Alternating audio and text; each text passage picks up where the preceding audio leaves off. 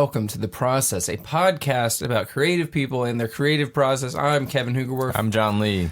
Welcome back to Season 5. Oh, I'm For so today's groggy. intro, we're going to eat some Life cereal. Oh, yeah, all right. So my sister had a tweet about this. Becca Hoogerwerf. Which is better, Original Shout Life out. or Cinnamon Life? Cinnamon. And at Grocery Outlet today, they had a 3-pack that came with 2 original and 1 cinnamon. So here we are. Let me look up that. What's her handle? DJ Bex. No, that's her name. Her handle, I think, is just B_Hoog. Gotcha. Or it's just, I think it's got the underscore. Cinnamon only won by 60. It was 60-40. They're both good. Original is good, but like cinnamon is like. Also, I want so full much better. disclosure. So today I was missing 2 out of 3 of my antidepressants, so I skipped work and. Oh, you skipped work. Yeah. Oh. I stayed home because they always take forever. Your work's, it's a good deal. You can just not show up, and they're like. I think so. I've done it a few times, and I've never been talked to. No one's ever said anything. Maybe it's only you they can get away with it. It's just like, oh, well, that's Kevin. No, they like me there, so I got my wily ways. But either they like you a lot because it's okay if you don't come in, or they don't like you and they're just like, it's okay if he doesn't show up. Precisely. Well, either way, I was feeling pretty bad, so I spent most of the day getting high. So I just wanted full disclosure. I was pretty high. I fell asleep. I hit the moment of deep sleep. Peak sleep. And then John got here. Yeah, and I got here and ruined it. It was like, time to record. Eating cereal. I forgot which one is which. Don't. If you put them in together, then that, all right, we can't be, ruins the point. I only got one. We can't be rattling the bags. So we got to get our each get our piles. Original is on my right hand. All right, no milk. This is We're going dry. Okay, going. There's nothing wrong. Jake Ferg style. We're going. There's nothing wrong with dry cereal, but if your preferred cereal method is dry, then you're a psychopath. Yeah, but every now and then I'll just have a cup of dry cereal. You know, it's like a hankering. A now and then. I forgot which one. Okay. I still stand by, even by. All right, wait. Visually, cinnamon is better too. Like, all right, there's the original. Original looks pretty like good. Original. Also, hang on. I want to point out we also have cheese. We also have Cheez-Its. I'm into square-shaped grain processed foods right now.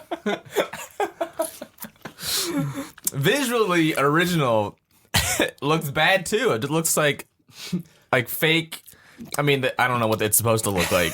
I gotta say. They tasted almost identically without milk. Because I feel like the cinnamon is somewhat activated by the milk, you know? That's true. Cinnamon is better. They're basically the same. But if you had to pick one. Cinnamon. Yeah, obviously. Because it's life, which is good. Yeah. Plus, and then it also smells like cinnamon. Yeah. And it has more sugar in it. Right. Well, they're both good. They're both good. Now I'm going to eat anyone who voted for original is just like, you just wanted to be hipster. You wanted to be cool. This was for Jake Ferg. Let's pour one out in honor of him. Of Jake Ferg. He's still alive, but... now I got crumbs all over. That's all right. This was it's my bedroom. It was a $4 table. $7. Oh, also, happy Valentine's Day week. Process listeners. Don't do that. A year ago, we were in California recording. Oh, we were? Yeah, that was a year ago. Damn. The Edmund picture came up on my Facebook. That's right. Man. Was that on Valentine's Day? No, we celebrate Valentine's Day here on the Process. Me and Jane, friend of the show, we went to San Francisco on Valentine's Day last year.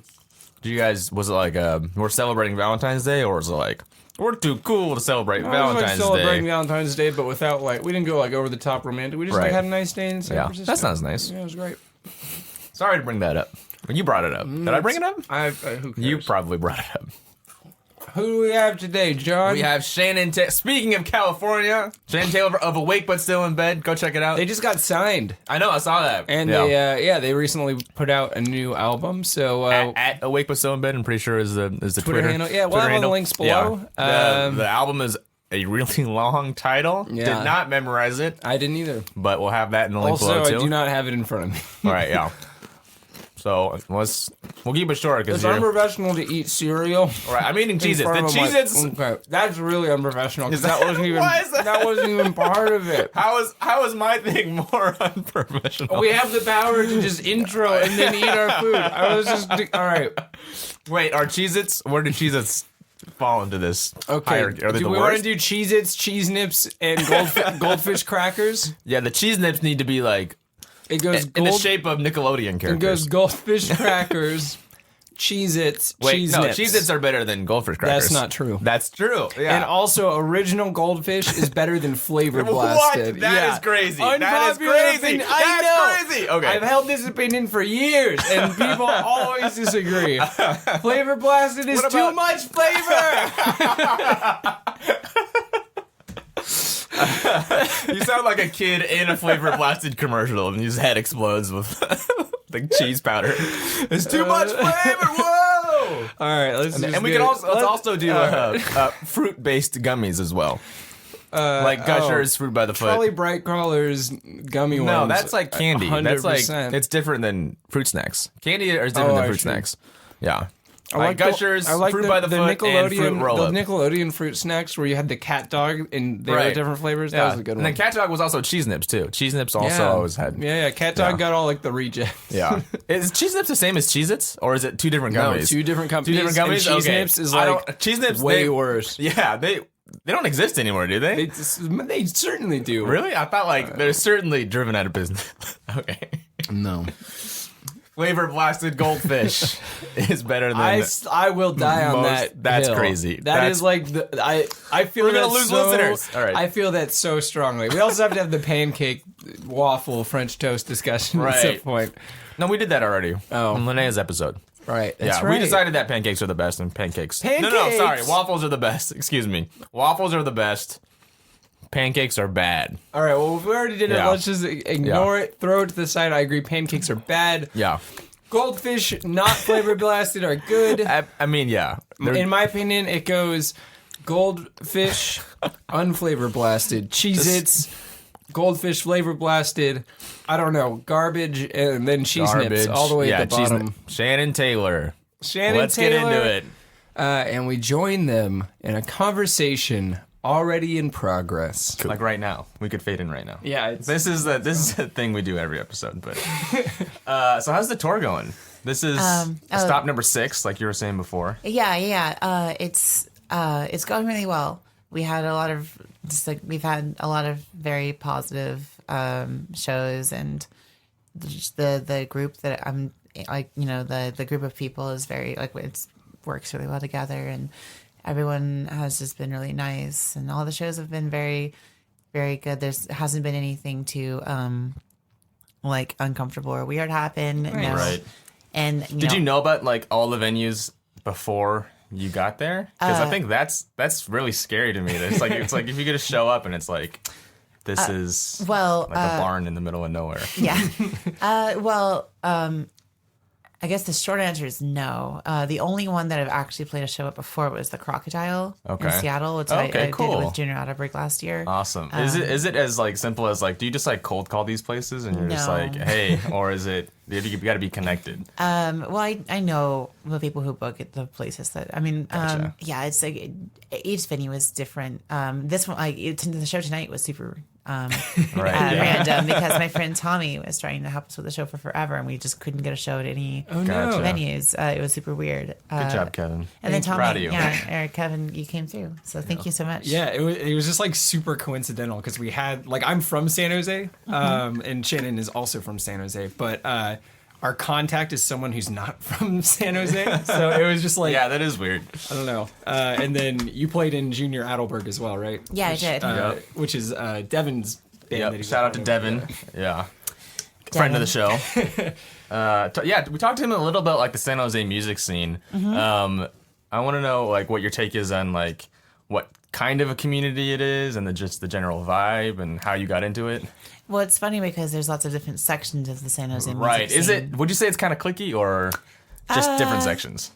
I would say different sections are varying degrees of cliquey. Okay. I mean, like, I would say there's like the DIY scene, which is like the one that I mostly operate in. Okay. And I would say it's mostly welcoming. There's a little bit of clickiness to it, but I think that's just true with any Right. group. Yeah, that's unavoidable, I think. Yeah, and it's not even always bad. I think it is bad sometimes when it's just like if you feel like you can't talk to somebody, or like Right. you go to a show and it doesn't feel like anybody wants you there. Yeah. Totally. One thing about San Jose, at least my experience of it, has been that like lots of different bands will be given opportunities to play. So even if Right. you're not like really, really, really experienced, or like if your band isn't like extremely technically proficient, Right. you'll still be given like a chance probably. But then you kind of have to know people also to get that. So if you're not technically proficient, that's okay, but you do have to be socially proficient, I guess. Yeah, But exactly. that's just like a problem with any thing in the world, I guess. Like you have to be able to talk to people. Right. You have to be able to do that to get a job or whatever. You have your current project is Awake But Still in Bed. Yes, you got it And, right. Yeah, and your new album, Self-Esteem. No, I was gonna like memorize it and blow you away. I didn't do it. Oh my god. I'll let you say it. Okay, yeah. It's Awake but Still in Bed in the album name, and there's a joke about this because nobody can remember it. I except saw for it on me. Instagram. And like you were did filming you watch everyone, that? and they're like, Yeah. you couldn't say it. That was Oh, funny. it's a good, yeah. The title is What People Call Low Self-Esteem is Really Just Seeing Yourself the Way That Other People See You. And it's easier to remember it if you think about, if you know the lyrics to the song Life on the record, because I sing it on the song. And it's okay. kind of like sing-songy, so I feel like it sticks better. Yeah. Right. Okay, so it's like a challenge to people who listen to the album. Like, get to this song, memorize the words. It's track 2, so it's not that much of a challenge. So how would you describe, like, I don't know, we got into a conversation with another guest about, like, how genres have become kind of, like, nebulous and, like, don't really capture it. But that being said, how would you describe your music as far as genre goes? Yeah, this is difficult because I get this question all the time, and I'm always just like, oh man. I mean, the thing is that I think the answer should be really easy, allegedly, because I've shown the record to people who have just been like, oh, this is a really good emo album. And I actually had a conversation about the genre of the album with my friend in this band called Struck Out from, I think they're from Fullerton. And he was just like, oh, it's just emo. And I was like talking to him about how like a lot of the time people, I guess I've had people call it different things. Mm-hmm. Like for a long time, we kept getting billed as power pop, which All right. which I think is a little bit incorrect, or maybe inaccurate. Yeah. But just because I don't actually know what that means, but I'm anyway. Well, asking what genre you are, it is a difficult question because Yeah. immediately you say something, you put yourself in a box, and you're like, but not that though. Like you say a thing, and you're like, but not. I know what you're thinking, but not like that. Just go listen to it. Yeah. And I try really hard to not get too worried about people's preconceived notions about something. Like if they ask me what the genre is, and I say, I try not to say emo, even though it definitely is an emo band. I would say. Just because the term, like what that means, is so confusing to people. Emo is like so ambiguous as far as like sound goes too, and then you can have like content can be emo, I guess. I don't know. Yeah. I know there's someone out there who's listening to this, who's gonna listen to this interview and be like, "This is not real emo. Real emo is Rites of Spring. Real emo is like, there's a lot of weight 80s." behind it. That was funny because Devin was saying the exact same thing. I think he had a lot to say about emo, but he just he stopped himself. He was just like, a lot of people have like different views on this, so I'm just not gonna say anything. So I didn't. I guess like the term emo. That sounds like Devin. Yeah, I was like, I don't know. There's just like a lot of passionate emo fan, or it's like a divisive thing. I don't even know why. Well, it's because of, I think part of the reason is because the term has been so widely misapplied or applied to bands that like are kind of universally panned by like music critics or whatever. Okay. Like no one wants to be called emo if emo means like Hawthorne Heights or whatever. Right. Yeah, I totally. mean, that statement actually isn't true. There's lots of people who like Hawthorne Heights. But what I'm saying is like, and I know, no shade to Hawthorne Heights, by the way. What is Hawthorne Heights? It's an emo band, but Just like is it like? Is that? I've heard them, but I can't describe. I don't know how to They're a describe band that was around in like the mid 2000s. That had a really polished production, and they were played on the radio. Gotcha. Okay. People might call them mall emo or something. Mall emo. I like Yeah. that. All right. It's a you know, great subcategory. Yeah. And I don't really want to, there's like, I just think the reason that it's so divisive is because not only are there like so many different things that get called emo, but some of them don't have like a good rep with people, or people don't have like, you know, I think for me when I was growing up in high school is that emo was like a sort of an insult that you Right, call yeah. somebody Yeah. because they looked stupid. If they were like a or- moody teen or something yeah, like that. Yeah. it's like, it was something yeah. you called like girls who you know, wrote poetry. Then you were, I don't know, it was very demeaning, kind Yeah. of misogynist even maybe. Yeah. Yeah. And people, I think people would try to distance themselves from it. Talk about your approach to songwriting? Yeah. Oh, okay. Well, I write all the songs and all the parts for this project. Oh, cool. And I mean, there is a little bit of help. Like when I'm writing it, you know, I'll be like, play this, and they'll be like, what if I do this? I'm like, okay. But you know, Right, for the right. most part, you know, I would say it's my band. Is it nice not having to collaborate, or? Yes, only because not because I'm particularly creatively like controlling. It's really nice because as far as planning for the band, it makes things way easier. Right. Because I can get fill-ins. I can like Yeah. nobody is a permanent member Yeah, but me. for sure. Yeah. Scheduling is like, of course, it's not like what artists are not equipped with the ability to schedule. Right. Yeah. And the best thing about it so far is that like you know, the lineup can change to accommodate what I want to do. Mm-hmm. And I mean, for example, this tour, unfortunately, our bass player couldn't make it, so we have a fill-in tonight. But she's great, and she's also filling in on our next tour. Mm-hmm. Does that mess with like the vibe of the show if you have like different people? I feel like going? that's Is like it- a weird way to phrase it. I was The going to ask, vibe. like, does like a does cool, the hip way way you to say it. perform the songs, like, what sort of feeling, I guess, is different when you play with different people, or is there a difference at all? yeah, the There- vibe. The vibe, you know, it's just playing with different people. They're different. They have different styles. They Yeah, have for sure. different Yeah. energies when they play, and it creates a different type of show. Mm-hmm. But I get so wrapped up in myself when I play because, and that sounds really narcissistic, but like when I'm playing I have to sing and play guitar, Mm-hmm. and I have to like, you know, remember all the words and Yeah. Yeah, that's its own bundle of nerves right there. and it's you know, it's a lot of trying to just connect to like the emotions that you know I had when I wrote the song, so that you know I can just like get through the set and everything. And Right. so I think that for me at least, I don't experience the shows being all that different, but they Right. definitely do have little minute differences Yeah. with different people. Do you have any like rituals that you perform like before going on a show, or is it just like drink my tour water and I do I'm drink up there. my tour water. You know, I do, but it's, you know, it's not nothing special. It's just warming up. I warm up pretty extensively before I play. Oh, cool.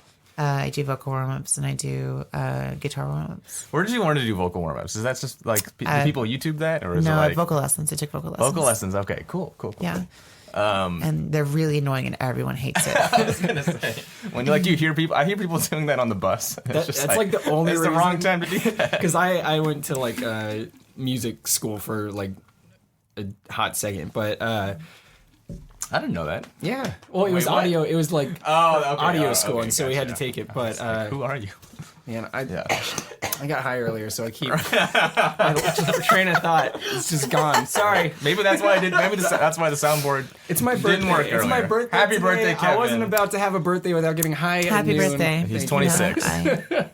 26. Oh, that's how old I Yeah. am. Oh, nice. Congratulations. What do you think of the year 26? It's not the year 26. It is the year 2018. Sorry, Are you sure? Are you sure? yeah, yes. No, sorry to be an asshole. What happens the at 26? The There are no more 26th year milestones. of your life, you just start to feel like the impending Okay. Doom? You know how when you first turn 21, you think it's going to be really tight to be able to go to bars Right. because it's something you weren't allowed to do, and then you go to a bar for the first time, You're like, and maybe this- you have fun, but like what you really get is a glimpse into the like loneliness, the like sad, depressing Yeah, people right. who we're all going there to like drink and like just get through the Right, days. yeah. Maybe just find someone to spend some time with, and Right. Right. just like this desperate like search for any type of connection with another person, Yeah. and it's and it goes on for way longer than you've ever been alive. It goes from like the 21 to like older than 21. you might ever be. Bars are weird because like you start to get subsumed in when you're 26. That is part of you're like, oh well, I am part of that now. Yeah, I'm I am sad not in my I am blood. not a Yeah. youth anymore.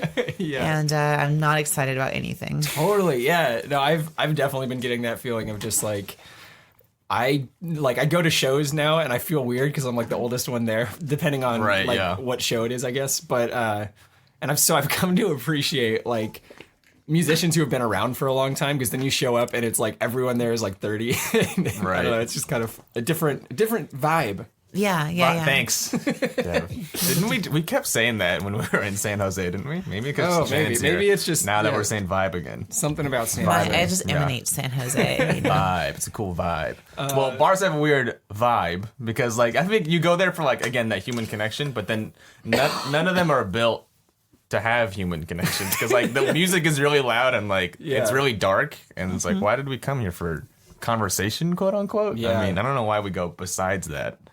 It's just overpriced drinks. I only go to bars to read now. Like I don't go with anyone. I just go and I get a book, bring a book. And That's good. That's Yeah.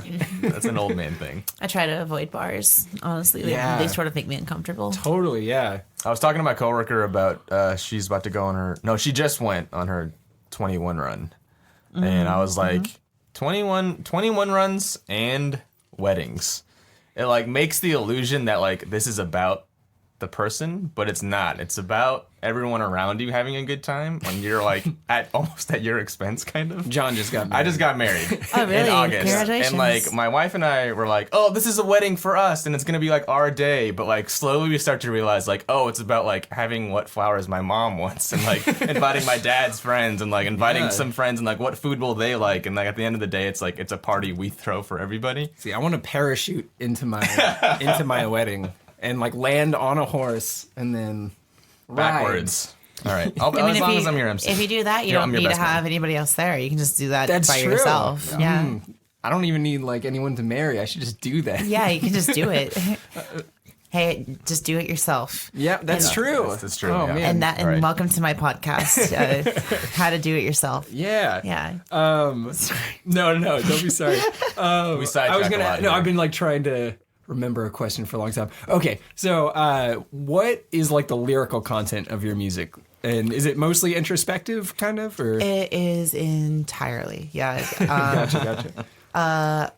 This album, I would say, is probably the most personal record or collection of songs that I've ever done. Mm-hmm.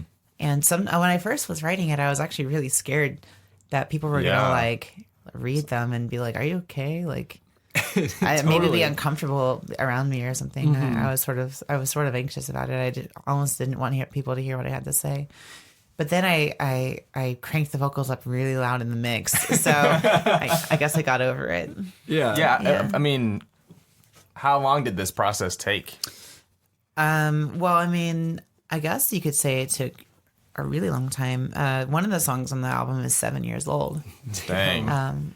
Yeah, of course, it had already been written and recorded in the first solo album I ever did in my life, which was entirely in Spanish.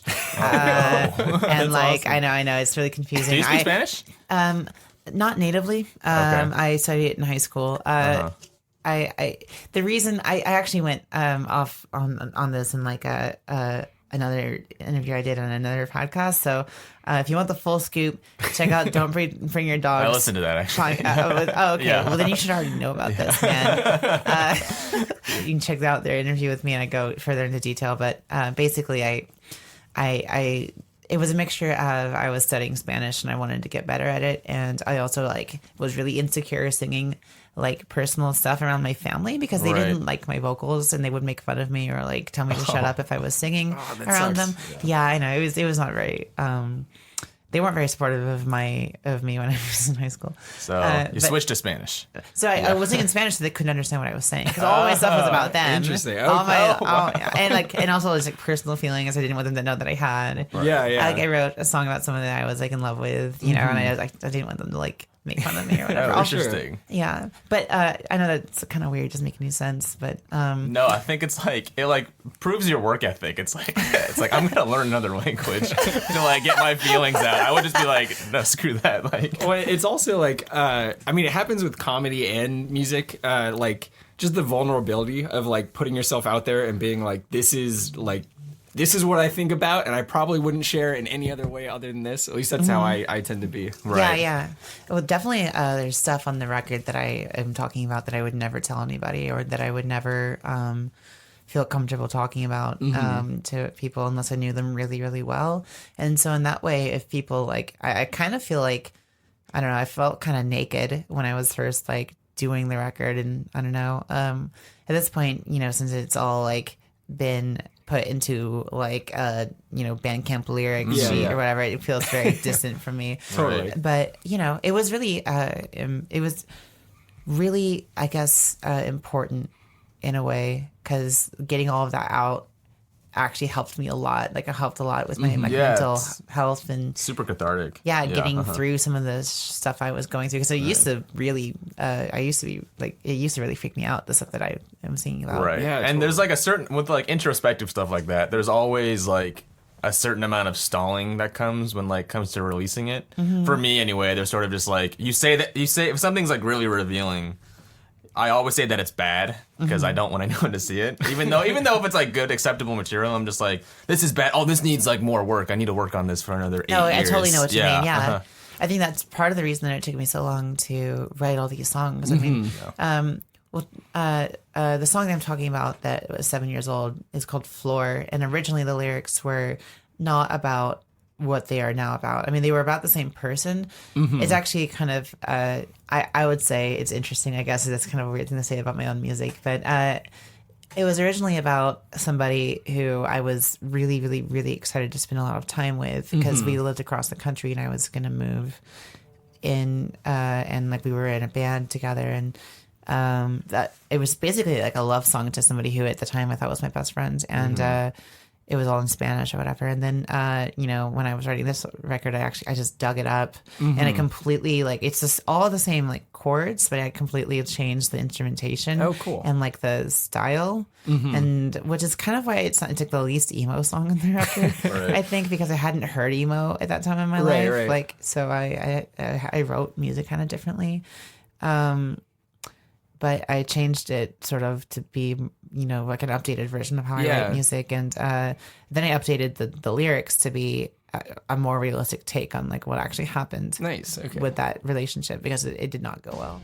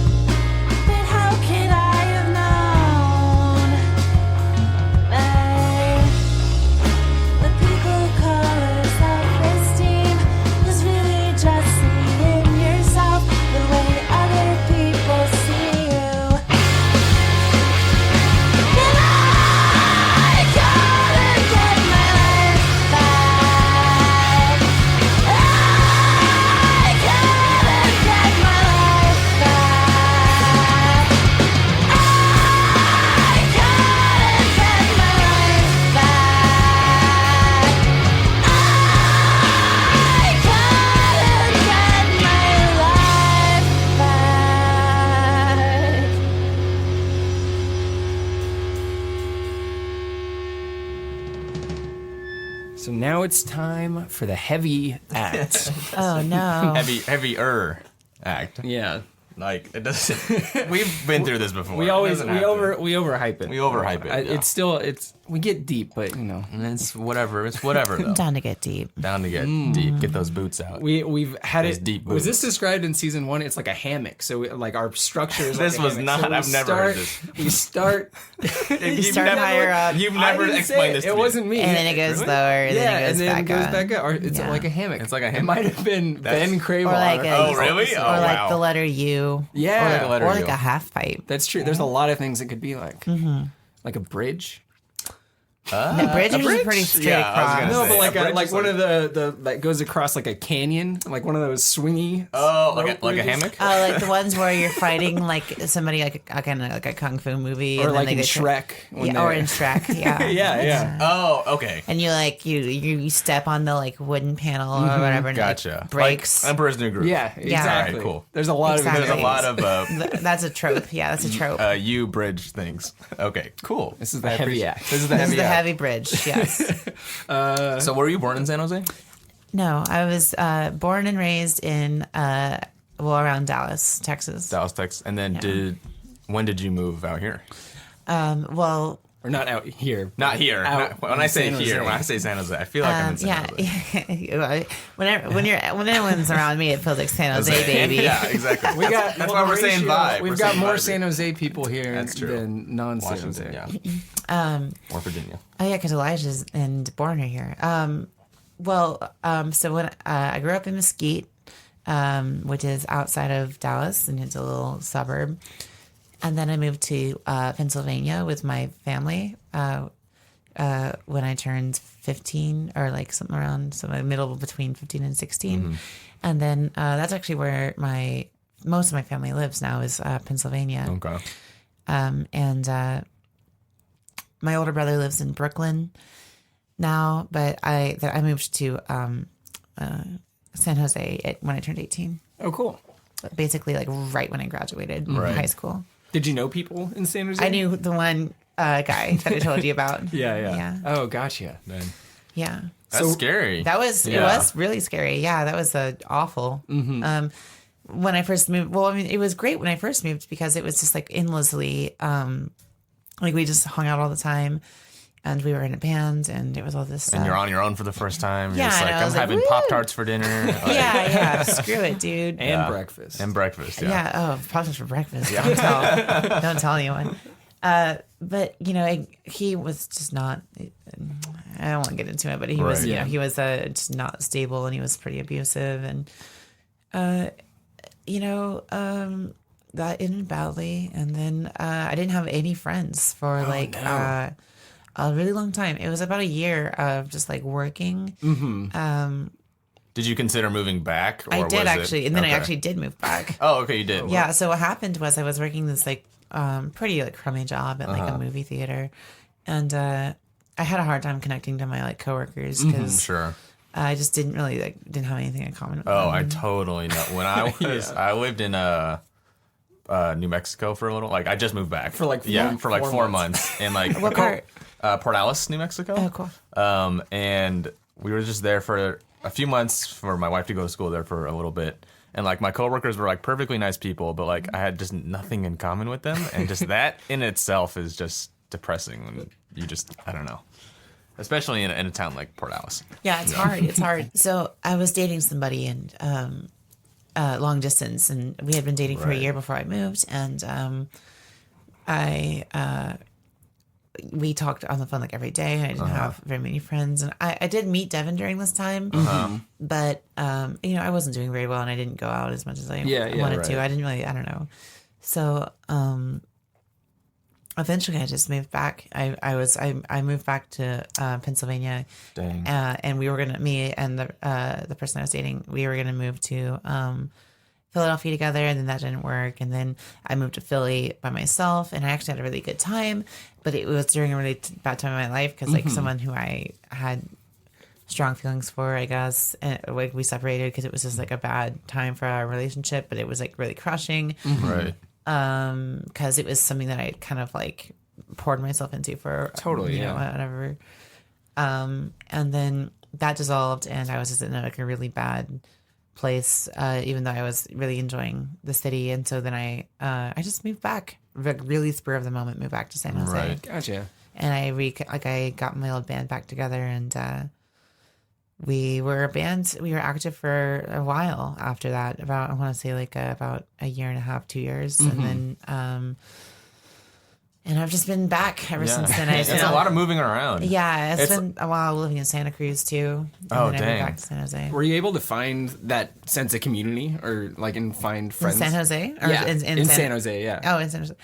Yeah, eventually I did. So basically, right before I moved back, so I was struggling. I was super lonely and just going to work and trying to figure out what to do. And I had a hard time like meeting people. I didn't have a car or a license either, which made it that much harder. Yeah, Oh, wow. yeah. But then eventually, what ended up happening was through meeting Devin, I eventually got connected to like the DIY scene, and Oh, I started cool. going to shows and stuff. But like before that, I already committed to moving back to Pennsylvania to be with the person I was dating. I see. Okay. Oh, So, wow. Okay. So like I'm like, okay, I'm gonna move, and then like about a month or two later, like I've already bought my plane ticket or whatever for like a couple months. Right. You know, I have saving up to ship everything and whatever. And then I just like I joined this band that I never thought was gonna do anything, and it ends up like connecting me with like all these people who do shows in San Jose, and I make a bunch of friends who I feel a lot closer to than I That's awesome. had ever thought possible. And Yeah. I don't know. Then I move, and that's all gone. Yeah. And Yeah. I don't know. I got really sad, and I just moved back to San Jose. Yeah. And at that point, I felt like I had connections that I wanted to maintain. Totally. Right. Yeah. Is that what you consider? Would you consider at home? San Jose? So yeah, Yeah. At this point in my life, Yeah, yeah. It's interesting how one thing can lead to another like that. Because Like you can go to New Mexico. And I know, you go to New Mexico and realize everyone who it's cares about you bad. is back up here. yeah, it's just yeah. So, do you deal with depression and/or anxiety, and how has that affected you creatively? Well, yeah. The answer is yeah. I've dealt with depression and anxiety a lot in my life.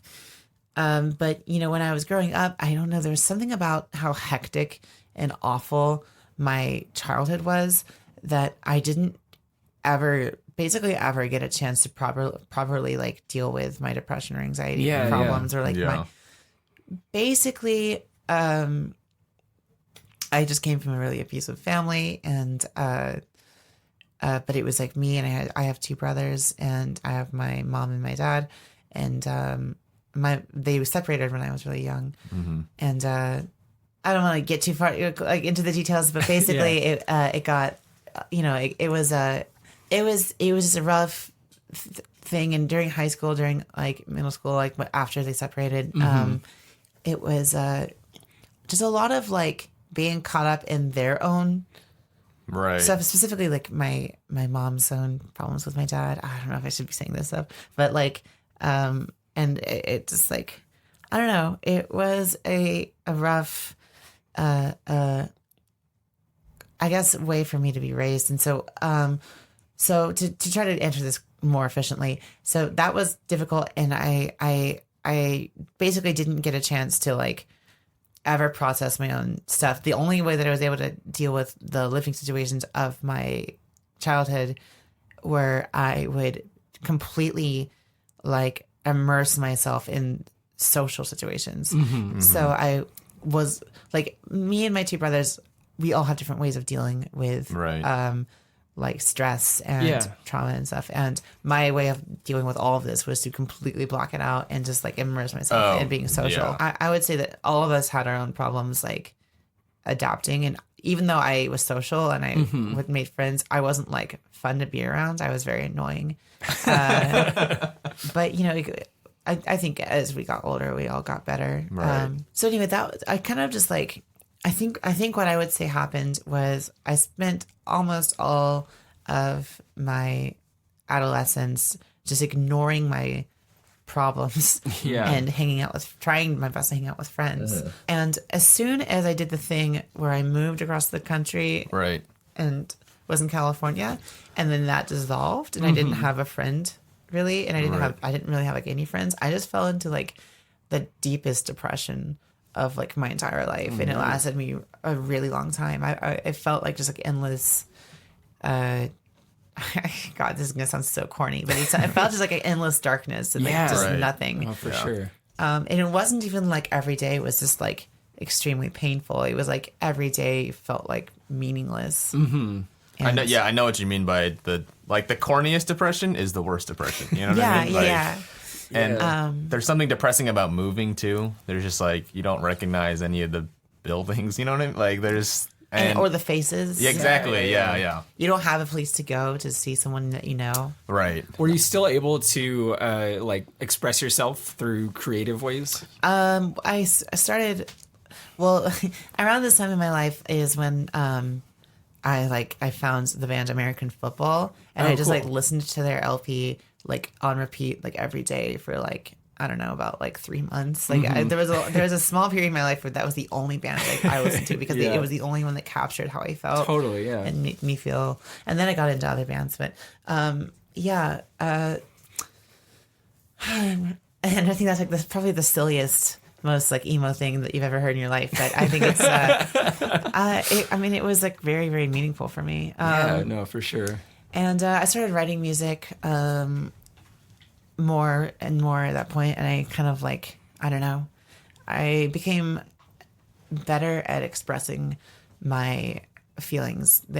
This part of my life was actually really important. Yeah. The part I'm talking about is just the really deep depression I fell into for I want to say about a year and a half, 2 years, because it was something that I had never been able to work through. Yeah, like I said, I had spent so much time just like immersing myself in like this outside world of social interaction with people, and like you know, to get away from all of the problems I had. I don't know. I just when that was taken away from me, I was like forced to be like to just confront the worst thing, and I don't know. It was it's that naked feeling. And it was like extremely hard, and I never want to go through it again. But I don't think that I'll have to. What was it like, kind of coming out of that, and then looking back on like progress you had made? I guess. Well, I didn't actually realize how important that had been until much later in my life. Right. I would say, because I mean, I was 19, 20. And, I started getting out of it it started to end when I was still 19. Mm-hmm. Sorry, I gotta drink that pour water. Pour water. Yeah. Sponsorship. I started getting out of it around the time I turned 20. And at that time, I was just so focused on like not being depressed. I was going back to like going out to shows all the time and stuff. But I think later, like I don't know, I think it helped me a lot to just I don't really know to confront certain things, to accept certain things. It helped a lot with like self-acceptance, or like being like comfortable, or does that make sense? I don't really know. No, if that, yeah, totally does. And also it helped me a lot with like emotional regulation. Yeah.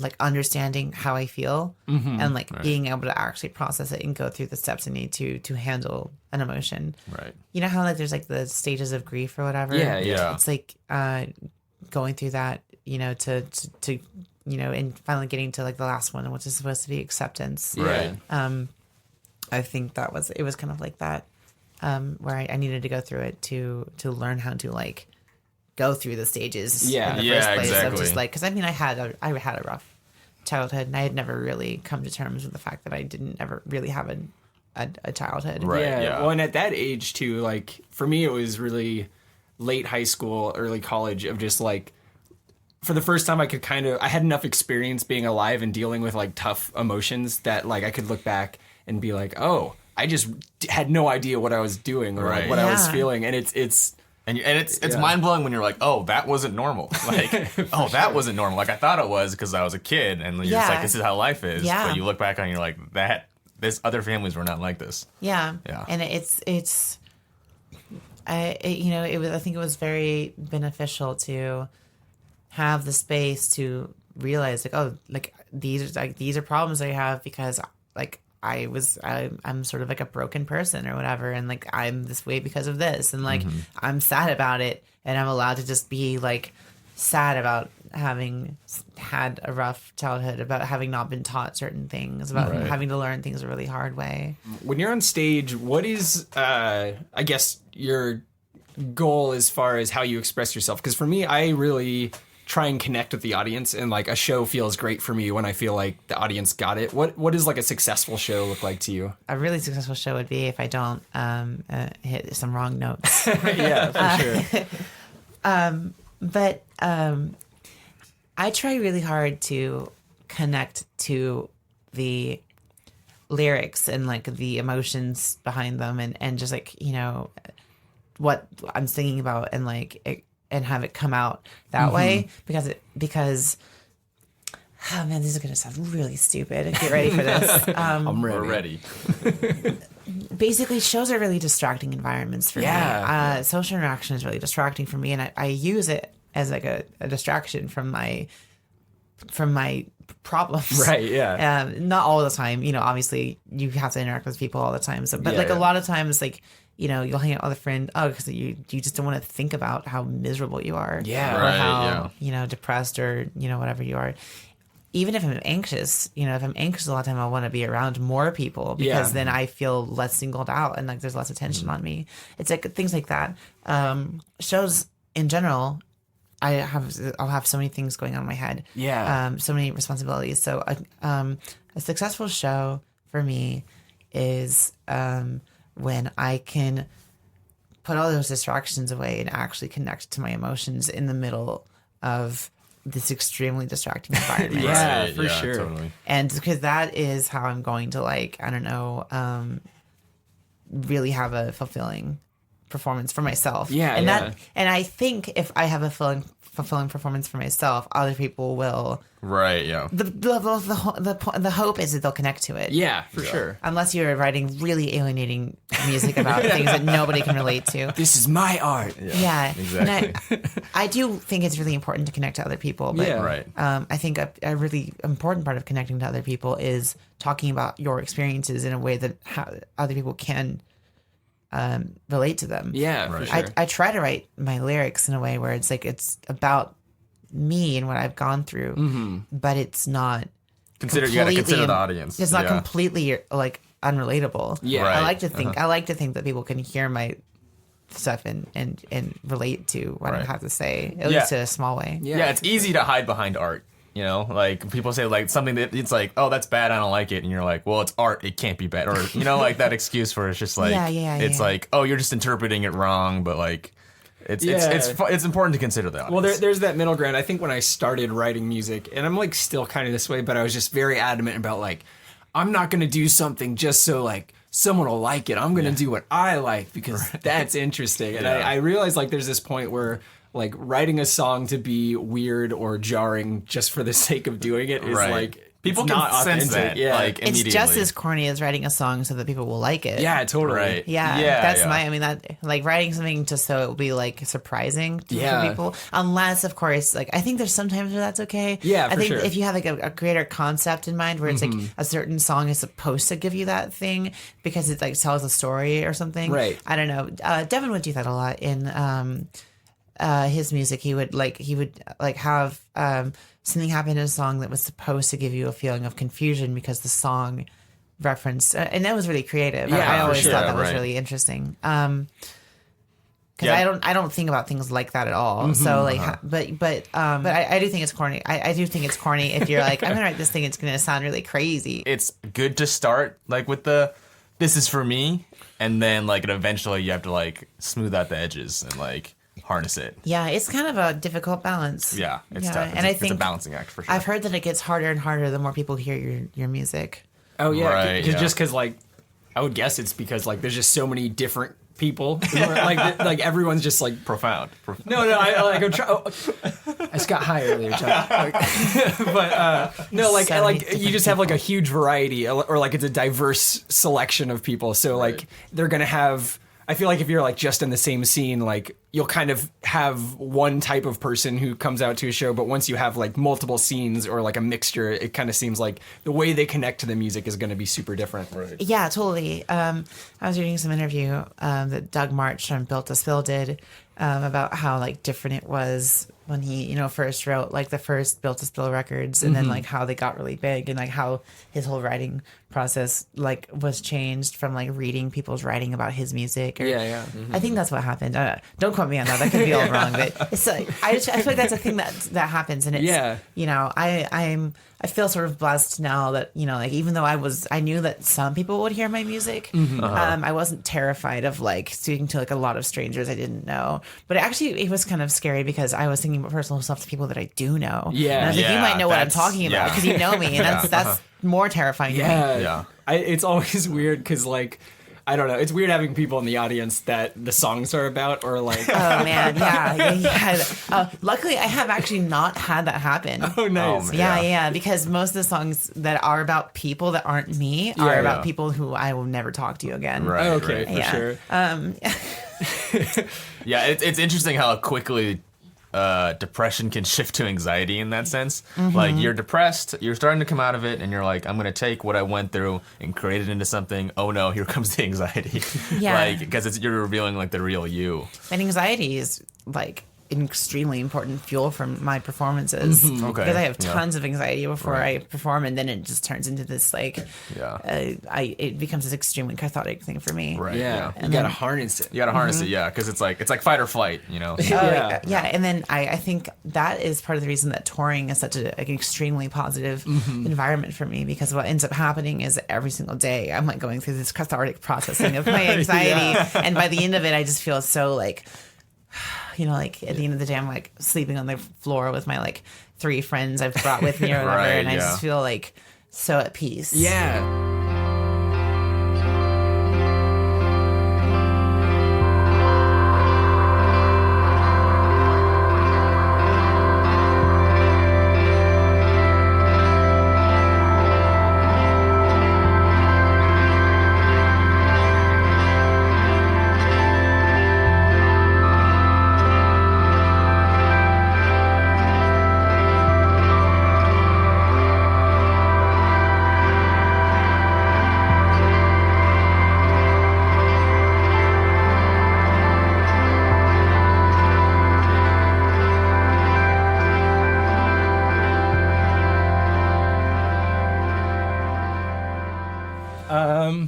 So what are you listening to? Like what's been influencing you lately?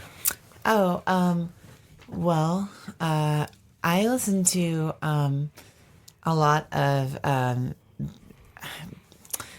music I listen to is like my friends' music or like bands that I've played with at shows, and I sometimes get a little worried that my palette is too insular or whatever. It's like so many people that I'm already familiar with, but some bigger acts, I guess, that I listen to a lot. I really, really, really like The Hotelier. I love Hopalong. Oh yeah. Yeah, Hopalong is great. The Crutchfield Sisters, Waxahachie, Swearing, Allison and Katie.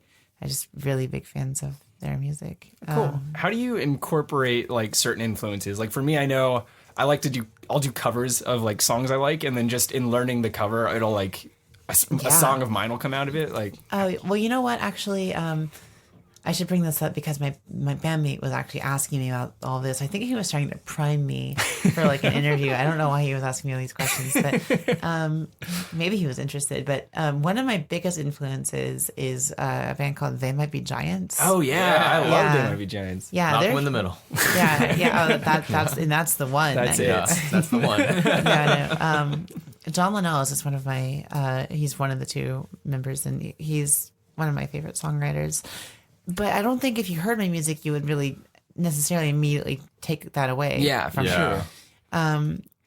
But so I was trying to explain how They Might Be Giants can be one of my biggest influences to him without it being audible. And I think what I would say is like, I know that like the chord changes and like the ways that the melody follows the chords in John Lewis songwriting is very like influential to me. Like Totally, I'm like yeah. enamored with it because when I was like growing up, I would just like learn There Might Be Giant songs on acoustic guitar and just sing them. I used to know how to play like countless of their songs because if you go on to This Might Be a Wiki, which is like a fan site for them, almost all of their songs have the chords written pretty accurately on Nice. with like a little guitar tab, and it's like and it's great. It's a great resource if you're trying to cover all of their songs like I am.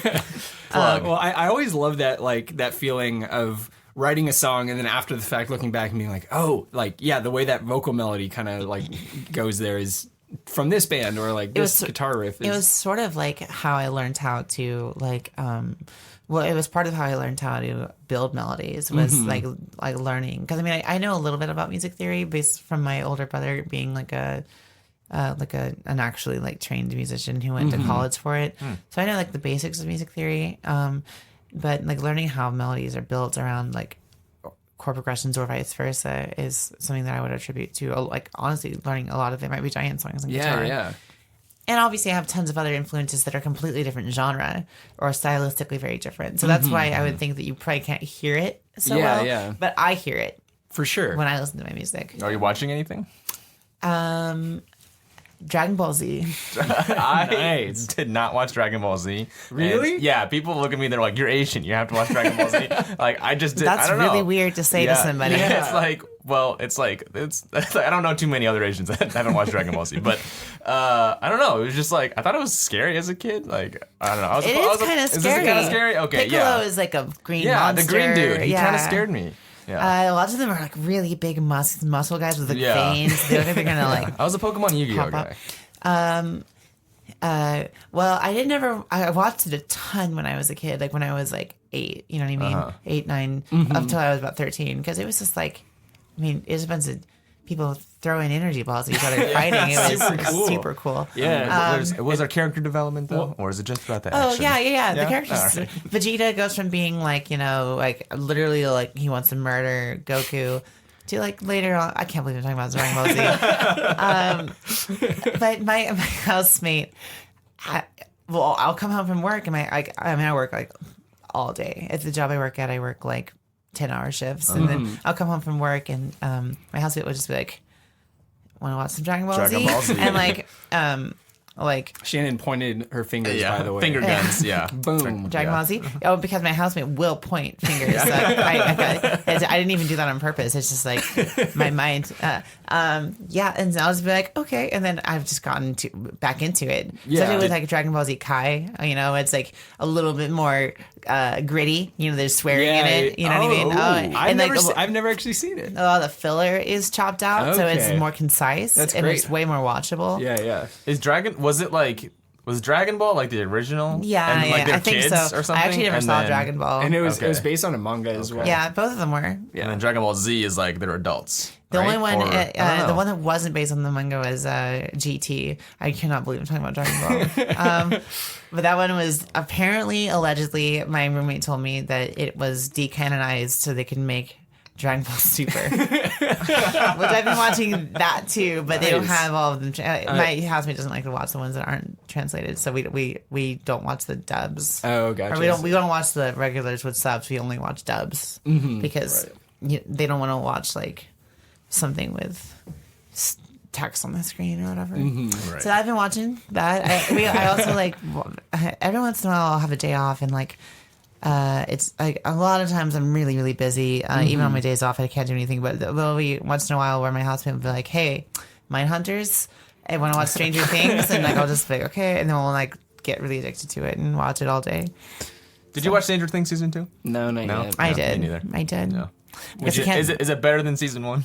I don't know about better. It's Yeah. so it's I thought it was good. Yeah, I okay. hope that's not controversial. No, I think I have the controversial opinion. Well, I watched it with two friends, and we were just like, we loved the first half of season 1, and then we all kind of thought that the second half like tapered off, and then I just haven't watched season 2. But Can't get around to it. That's valid. thank you. Oh yeah, no Did problem. you watch Dragon Ball Z? Is it good? Yeah, I wasn't so. I never really watched it at my house because I think my mom didn't like it because it was violent. But And I it's would, loud. It's it's and super like loud. It's kind of stupid. So Yeah. like the doves a little can get. bit, yeah. Oh, But hopefully no one gets mad at me for saying that. no, but I used to watch it whenever I was at friends' houses, and we would pretend to be Dragon Ball Z characters at recess. And I was like, I was the kid who didn't know any of like the bigger lore, but I knew the characters, and so Yeah, you quoted well. yeah. Yeah. And I could pretend to like power up my abilities pretty well. You have to practice your like scream. Yeah, your yeah. long ah. Exactly. And I well, once they added like the 4th stage Super Saiyan mode or whatever, where they got the long hair, that was like a big deal because then we could get powered up to number 4. No. It's actually that one's actually number 3. That's number 3. Oh, yeah. See, I don't Not a know. true fan. I'm not caught up on my 4 DBZ lore. is in.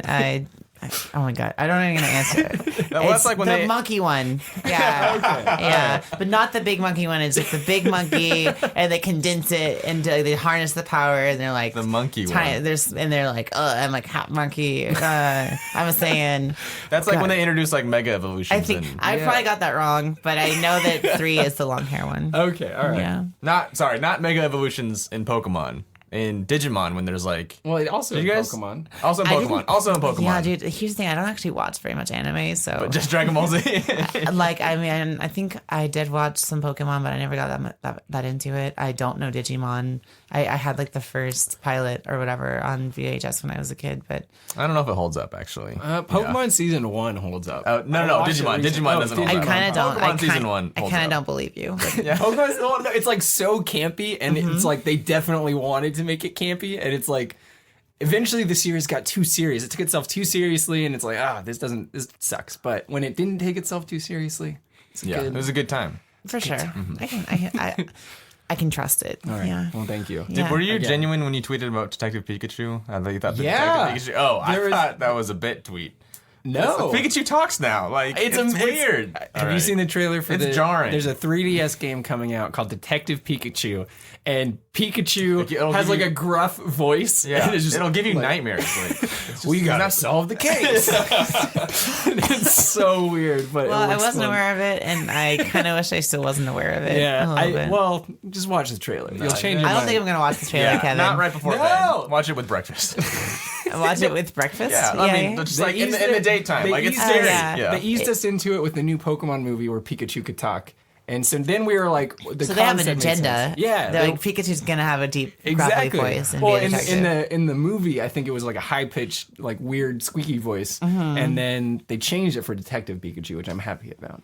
I'm not into scary movies, and that looks like a scary. But I mean, if Pikachu can talk and then he can also have a deep, gruffly voice, I mean, what's next? Like, where do you draw the line? That's true. Pikachu president. Yeah, President what's Pikachu. President next? Pikachu, yeah. for president. Yeah. Come on, guys. I think Yeah. we need to. I think we need That's to a reel little- it in.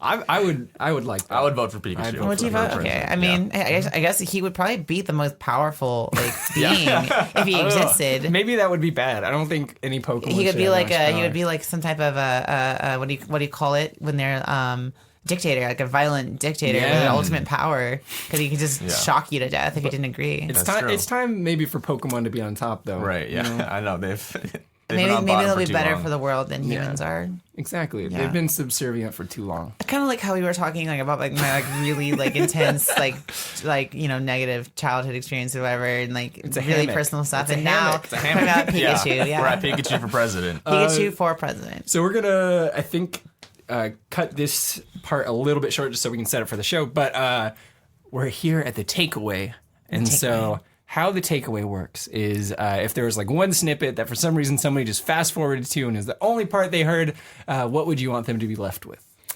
I guess my music is just I feel like it's a lot of just about mental illness and personal struggle and stuff like that, and so if people are interested in what my songs are about, that is mostly what they tackle. And when you ask me if the songs are about depression or anxiety, it's like yes, that is the answer to the question. I didn't really get a lot of time to go into it, but that's okay because I never shut up and I'm like a very rambly person. So, I guess like, thank you to everyone who's ever like listened to it and connected to it because it means the world to me. And thank you guys for having me on the show. Also, Of course. Thanks for being here. Do you have any plugs before we get out of here? Plug it. The band I'm in is on Bandcamp, and we are on Facebook and Instagram, and I think we're going to make a Twitter on this tour. I'm not good at Twitter, so I don't know how to do it. I'm going to try to get someone else to do it. We have some videos on YouTube or whatever, so the band's Awake But Still in Bed, and What's the name of the album again? the album? Yeah. What people call us if really just English like that, people see you. Did you get that? Memorized it. Everyone? Memorized All right. it. I think I'm good. Yeah, you can go to our Patreon at patreon.com/theprocess. Our stuff. If you want to throw some We're gonna do cash this at our the way. top. We're gonna do this. I'm doing it now. It's good to do it twice. Also follow me at K_Hoog. John, anything else? You don't have to follow me. At John Lee 271 All right. if you want. Thank you for coming on. Yeah, thank It you. was, Yeah, it was a hey. lot of fun. All right, I'm good. Are you good? I'm good. Feeling good? Let's All go right. do a show. Do Hey, the hell show. yeah. Hit that button. Thanks for listening to The Process. John is eating Cheez-Its in our outro. I'm Kevin Hugorf. Thank you for listening. Thank you. You can subscribe on any podcasting app, soundcloud.com/theprocessofjohnkevin. Like us on We're Facebook. on iTunes, facebook.com/theprocessofjohnkevin, Follow us on Twitter. patreon.com/theprocess. At Process Podcast. Patreon.com/khuge. That's mine. If you want to say, hey, John, I don't Hey. care. Give it to I don't me. care. Yeah, you said I the Twitter. hate flavor blasted goldfish. All right. I'm going to. Oh, and next week join us for artistic director of Dead Parrot Society, Emma Campbell. Emma Campbell. Cool. Bye. Bye, guys.